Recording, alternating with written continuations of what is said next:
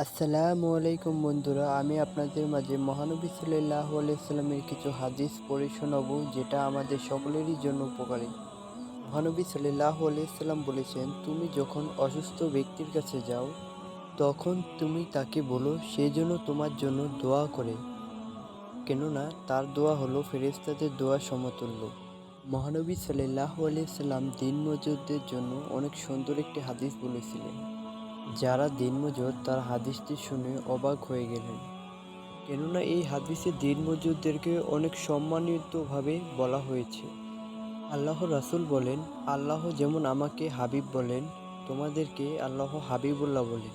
হাবিবুল্লাহ অর্থ হচ্ছে এই যে, আল্লাহ যাকে রাজি খুশি করার জন্য কাজ করে থাকেন তাকে হাবিবুল্লাহ বলা হয়।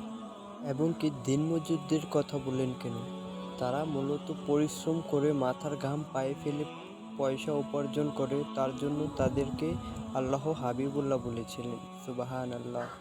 রাসূলুল্লাহ সাল্লাল্লাহু আলাইহি ওয়াসাল্লাম বলেছিলেন যে, যেই যুবক নিজের লজ্জাস্থান এবং কি মুখের এবং চোখের হেফাজত করতে পারবে, তার জন্য আমি নিজে নবী শাফায়াত করা ওয়াজিব হয়ে যাবে। সুবহানাল্লাহ। আল্লাহ রাসূল সাল্লাল্লাহু আলাইহি ওয়াসাল্লাম বলেছে, তোমরা যদি আল্লাহকে খুশি করতে চাও তাহলে বেশি বেশি সেজদা করো, কারণ আল্লাহ সেজদাকারীকে খুব পছন্দ করে।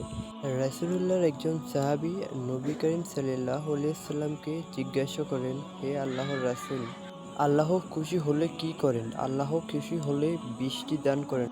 তাই বৃষ্টি হলে আমাদের সকলের পড়া উচিত সুবহানাল্লাহ, আলহামদুলিল্লাহ, লা ইলাহা ইল্লাল্লাহ, আল্লাহু আকবার।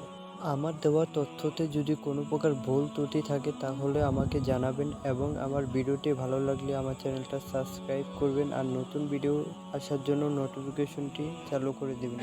আল্লাহ হাফেজ।